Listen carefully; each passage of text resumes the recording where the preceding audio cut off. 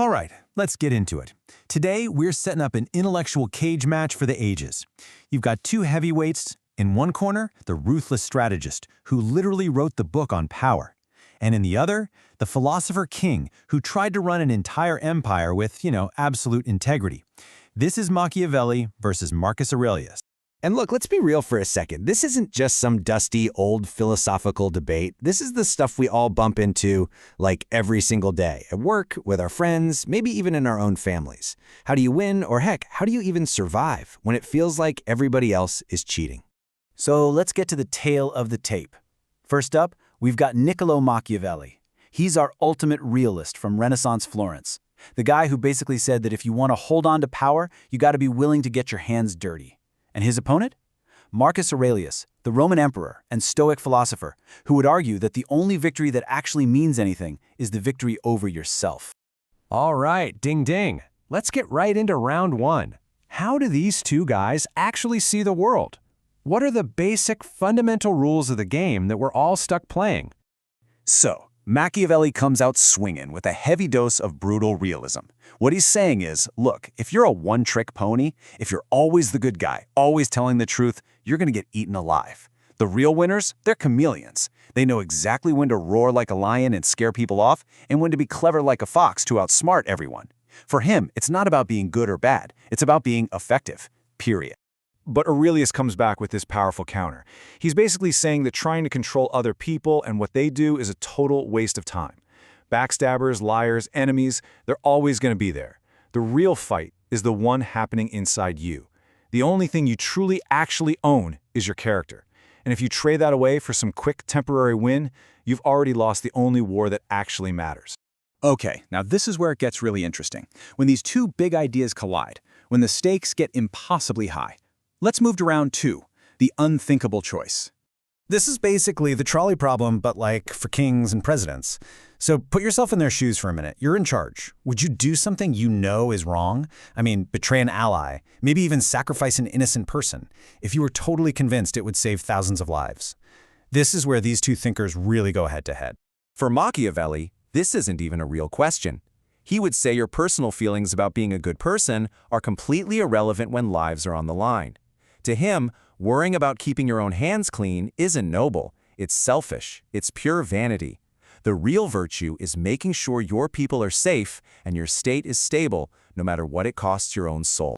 But Aurelius just flat out rejects that idea. He's saying, listen, a principle that you can just toss out the window when things get tough, that's not a principle at all. It's more like a suggestion. And doing something evil to maybe get a good result, that doesn't cancel out the evil.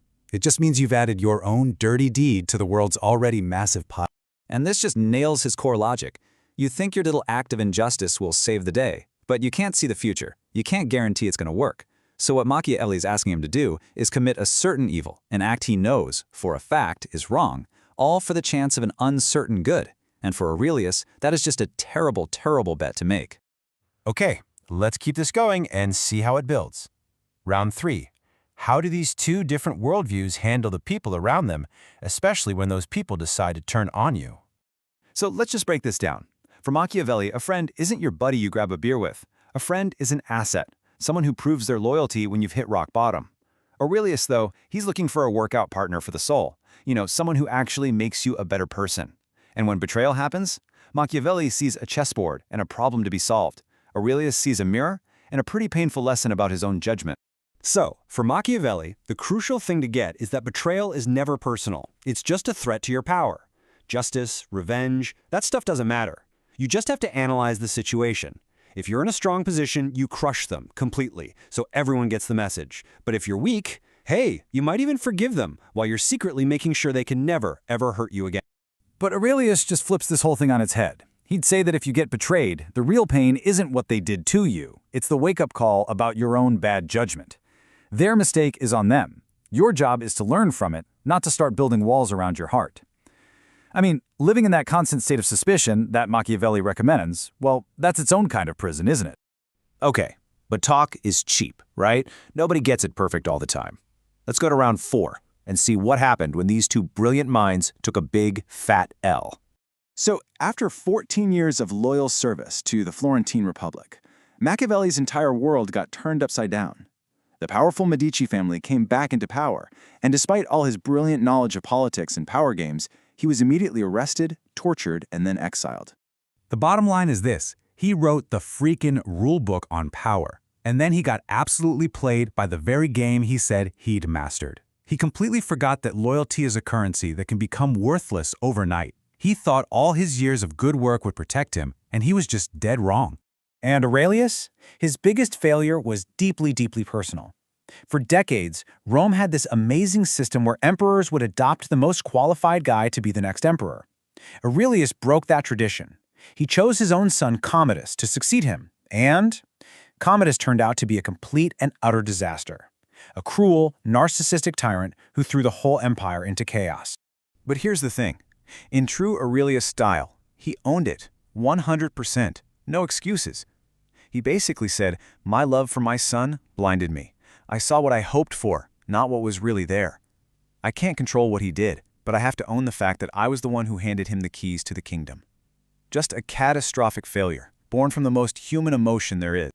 And that brings us to the final bell. After all the arguments, all the theories, and all the failures, where does that leave us? There's no referee in this ring to raise a hand. The decision? That's up to you.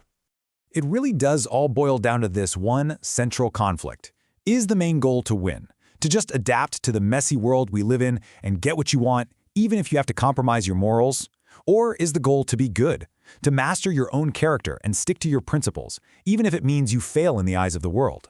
And that's the final thought. The real takeaway here isn't about who won some ancient debate. It's about the choices you've got to make, today, tomorrow, and every day after.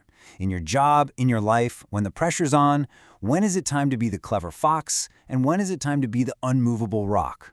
When do you bend the rules to win, and when do you stand firm on who you are, even if it means you lose?